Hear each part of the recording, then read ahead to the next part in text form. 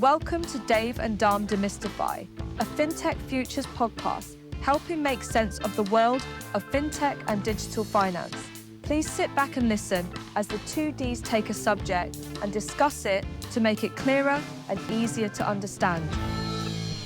Demystifying. Welcome to today's show, and Dharm and I are sat in the Innovation Centre of the Dubai Future Foundation with Khalifa. So thank you so much for having us. It's a pleasure to be with you. Thank you so much for being here. Oh, we're like kids in a candy shop, to be honest with you.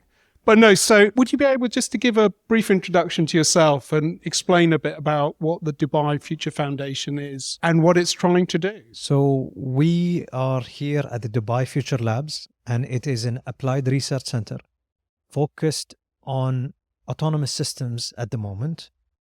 The idea is AI has changed how a lot of industries are going to function. One of these industries clearly is robotics, hence autonomous systems.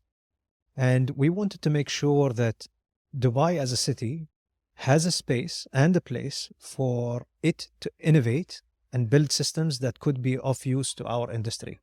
So we get approached by our industry to help them do research or do research on their behalf and experiment with how these systems could be of use to them in specific aspects of their day-to-day life.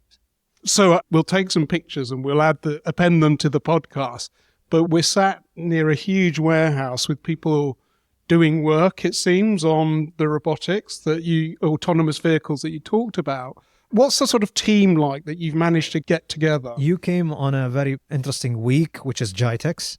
So we have half the team. Whoever you're going to see here is really maybe 4 or 5, but we have half the team in GITEX, and we have the other half of the team actually in Abu Dhabi at the moment because of an international robotics conference that is happening, which is IROS, that the UAE is hosting this year. So usually we have found out that people, yes, might say they care about technology, but they truly want an application at the end of the day that they want to touch and feel and test with their own systems. So in the lab, we really are split into two things. One is your PhD students or doctorate students, postdoc students, focused on technical aspects of robotics and AI. And you have a completely separate team that is dedicated for products. We know we're an applied research center, but we found it to be exceptionally useful when we build these prototypes as if they are going to become products. And we move in that direction very quickly because the minute we send them out, they get to test them on the ground. The client or the user gets excited, gives us more real feedback. Then the technologists know what they have to design. So it becomes a loop. So you have the prototyping and then you have the technology. How do you make sure that, firstly, that you're building stuff that is actually of use, like who's vetting the ideas? And also, my experience, I guess, with some innovation labs is people in white coats that take their time and we're in Dubai, that doesn't work. Are playing with the technology. When they deliver, nobody knows, etc. How do you make sure you get stuff out? Very true. So in the beginning, you need track record. We're new. So we started building the basics of what a system should look like. But very quickly, we forced the researchers and the prototyping teams to actually invite people in. So let me talk about something that is already in the public domain. We had to work on a ventilator. And you'd say a lab working autonomous systems, why a ventilator? But it's because of history. The first year of operation was COVID for us. And again, at a high level for a roboticist, a ventilator in their mind is a closed loop system. It has valves, it takes feedback, and it has an action backwards. And I think that was the power of our contribution to that industry because we're not from it. So we didn't know what we should do and not do, and we questioned everything. And the way we've worked is we literally were asking nurses, operators, doctors to come here, sit with us and tell us what did they not like about what they were seeing in these ventilators and listening to them. And it was a shock to us because, again, we're from the outside looking in.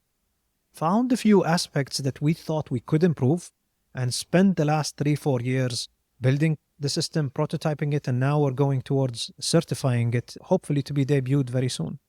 So in that example, you built the product itself. Yes, in partnership with the private sector. Okay, so that's the thing which I was going to ask. So, you're not then going to go and market it. No. So we stopped the project for around 6 months because we were looking for the right private partners, because our job is to think about it, design it, help put together the system. But everything after that point, it's better suited that the private sector takes forward. So we always look for partnerships. And to us, that's a partnership. So, and this is like, when you come to Dubai, you get the sense that it's very joined up. Like, we were just in a panel and one of the panelists described Dubai, or the UAE, has been run like a company. Yes. So you have strategic objectives Yes. that have D33, which I think is really interesting. So, and that then sort of filters down, I guess, to places like this where you're actioning. Let me give you a secret. Just above our heads is the Prime Minister's office, the Executive Council, the Executive Office. So, yes, not only from a mentality point of view, it's all knit, but physically. I mean, that's incredible, isn't it? As people who love technology and Yes. believe in the power of technology, to hear that one of the strategic vision is to make this region or this country driven by technology, I think is so interesting. I'll give you an anecdote on this.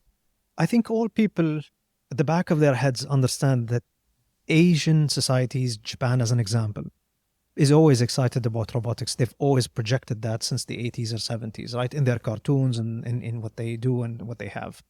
And again, because in UAE and Dubai, we decided this is a very important aspect for us to go into, which is robotics and AI, we thought, let's build a partnership with them. So the first project after the partnership was, let's do a survey. Let's really see what do people care about and how do they care about in robotics in Dubai. And to the shock of the researchers, and myself included, there is not only an acceptance of technology, there is an expectation from the public that it should come. They're expecting it to come. It's the reverse of fear and I don't want it. No, I expect it and I demand it, is the signal that we got back. Wow. I think that's fascinating because it means that you're communicating nationally some message that is resonating with the people. But I just wondered on the question of the working with the private sector, when you solve a problem, who has the IP then? I mean, obviously the private sector is interested in protecting ideas, etc. But if you've solved the problem, then like who owns the IP? Definitely. So I think IP is a whole different topic we can discuss and talk about. I think let's look at IP as a tool of progress or protection. But right now it is structured as a negative incentive. That means economically, if I have it, you're not allowed to have it, kind of situation. And we're deeply thinking about, is that right? Because for the last 100 years, that has been the case. But I think there is room to really think, how could we change the intangible assets or the intellectual property conversation, which we are actively having for the last year and a half, 2 years here in Dubai.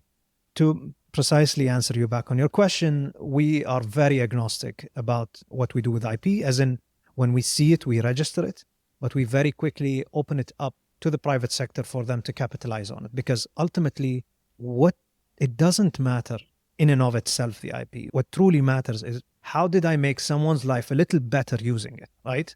The use of it is important. So I think that's at least the view that we carry. When we stumble upon IP or register it, we immediately find an opportunity to extend it to our private sector. I tell you something that just amazes me with every conversation I have with people here is how purpose-driven everything actually is. It's not just a statement. Like I see in some Western companies, we want to make people's lives better, etc. But it's actually fundamental. It's part of your fabric, right? It's amazing. Yeah. I mean, in terms of the autonomous vehicles thing, I mean, traffic is a challenge, I think, in Dubai. Clearly. Yeah. Are you thinking about, as part of it, things like electric vehicle, EV, and we were at the Expand North Star exhibition yesterday. There was a Chinese company there who they've got a really nice little autonomous vehicle which goes around car parks charging people's cars up. And so is that the sort of things that you're kind of potentially looking at as well? And I think we can all agree that 2D transportation can take you to a certain extent. We have been actively talking about, first of all, segmenting what transportation really means. So think about this. Right now, you have people on bikes or vans moving goods, not people, which is something new to all cities around the world. But the vehicles they're using right now to move these goods are designed to move a human. yeah, Right? totally. And So what type of vehicles for what purpose is a question that is actively being asked. B, there is a question of what can I take up in the air and what can I take under the ground as applications. So that's what I can say for now. But I mean, these are very active conversations that I think all cities are going to have moving forward. I mean, it's such a good point. I mean, I hadn't even thought of it, but Yeah. you know, if you go to London now, Yeah. there's a good chance you'll be run over by a Deliveroo rider on a bike. That is being pressurized to get you your burger, right? I mean, it's incredible. But you're right. I mean, Yeah. that vehicle has been designed to Yeah. move humans around rather than, you know, the burgers Yeah, and things exactly. like that. Yeah. So and this is, I guess, what I love about something you've talked about is I call it service design, which is you go and you start with the core fundamentals of what do people want, what's the problem you're trying to solve, and then you kind of take it and you say, well, these are the component bits that we need to improve, and this is how we can get technology to improve it. Very true. Very true. And right now, yes, you see a lab where we're actively participating in the design of goods. What we also do here in the Dubai Future Foundation is, let's say something really good came out of anywhere around the world. But you can imagine that because of regulation, sometimes things take a little bit of time. And this is where in here we, from the leadership's decision to say, we're going to create a centralized sandbox, or we're going to create an experimental zone for people really to test and get these systems certified to a certain extent. Or in the sandbox to say, okay, you have your system designed, but 4, 5, 3 regulators have to kind of make a decision on how do they govern this new thing that's coming up. These are important aspects that need from at least the people governing or governments to think about new ways of alleviating that pressure point. So here in Dubai, the sandbox can convene all regulators, allow an experiment to happen, and then change regulations towards that. This has been a success and actually came out of the UK as an example, but it was done in the financial sector, in one sector. But now we found it to be useful to actually say, how can we use that tool, but expand it to new technologies and business cases that touch different aspects of society, not only financial. But I think that's, I mean, incredibly fascinating, because technology revolution opens up so many possibilities, but it also opens up so many risks. So to have the regulator as part of that process, I think is very insightful. And I mean, it gives you the opportunity to build new laws around what's coming down the line. Very true. And collapses the feedback loop amongst the regulators and what is really happening in the market.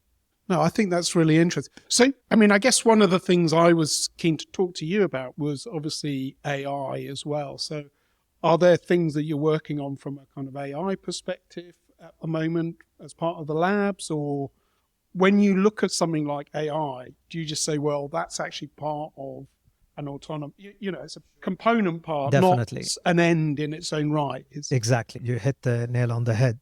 AI is another technology that is truly being sewn into the fabric of everything, as you can see. So this proliferation of robotics that is happening now in the last really 5-6 years is enabled because of new algorithms and new processing power that you can put in these robotic systems that enable them to navigate, quote unquote, hear what's happening around them, or quote unquote, see what is happening around them. So that's AI for you, right? So to us, when we look into AI, we're looking into AI from the lens of robotics and autonomous systems. But I can tell you overall here in the Dubai Future Foundation, there is a wholly dedicated center that is now the convening place for AI companies, which are purely software based. Another initiative that we're working on, but it's early days, is to really think about AI can do so much, but it can do much more, can do so much without data, but can do so much more if the data is live streamed. So how can you really clean the city's data, make sure that it is available?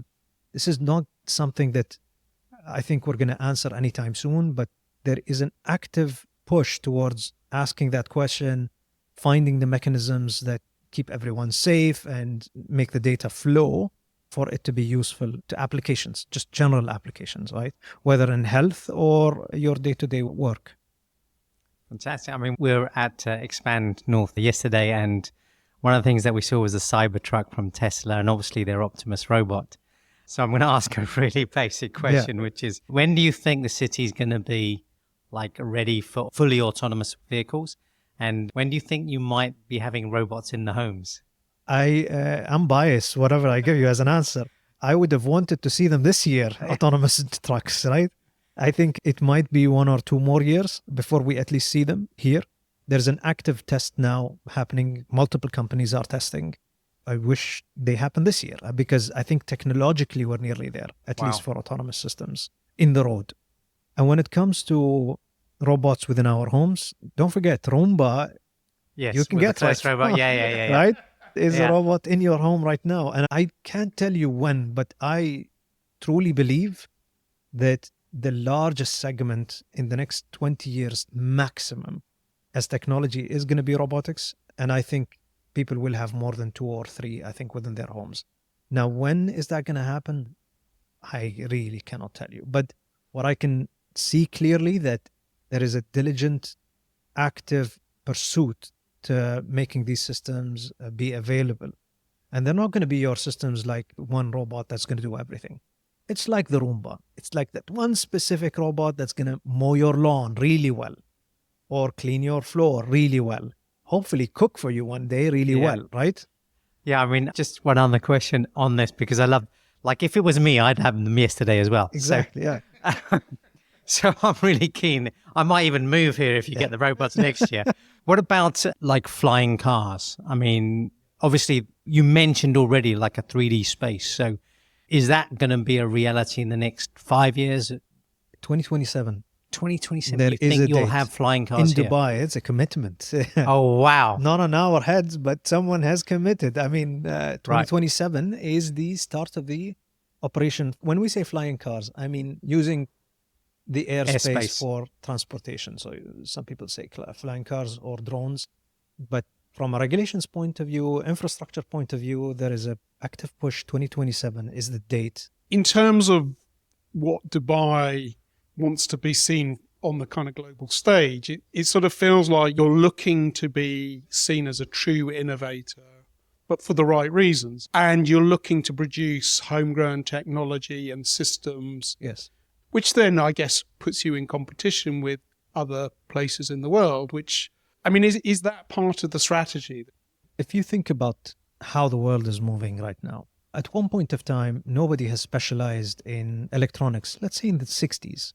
But many countries tried to specialize at that time. So you have the Japan and Taiwan and India at one point of time. Many countries have participated in designing for that time what the technology was. And what happens with time is the market starts consolidating. Some players get out and some players stay in.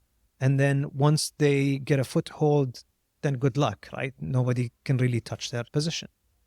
It is natural to think that we are now going into a new cycle of new technologies, that people will try to find new ways of making them very useful for all of us. And Dubai as a city, like any other city, would participate. And some aspect of it, if it's done well, will be indigenized here and would be useful to everyone else. Right now, the way I see it is it's a participation and it's a symbiotic relationship. I don't see it as a zero-sum game at the moment, which makes it very exciting. It's really interesting because I guess there is a path where you go, well, look, we're going to get as much as we possibly can. We're going to become famous for X, Y, and Z. And we're going to kind of dominate on the global stage from that. So again, when you come, you sort of feel that this is a place which is very open to the world. You know, you invite people in, the brightest brains and Very true. And I think really what defines, I think, this city at the moment, where it is open for a dialogue, it is open for a conversation, it is really open for business. And you see it in all aspects. Whoever you are, you're welcome to come. No matter what your background or passport looks like, you're welcome to come. You're welcome to test. You're welcome to have a dialogue with the government. There is a thriving ecosystem that is happening and growing within the city. It's a massive, well, I don't know. Yes. Because I don't live here. But it feels like that's a massive change in a very short space of time in terms of like seeing the future and saying this is how we're going to embrace the future. How's that been done? I sort of scratch my head and wonder. But I mean, it feels it has to be top down. It's a momentum.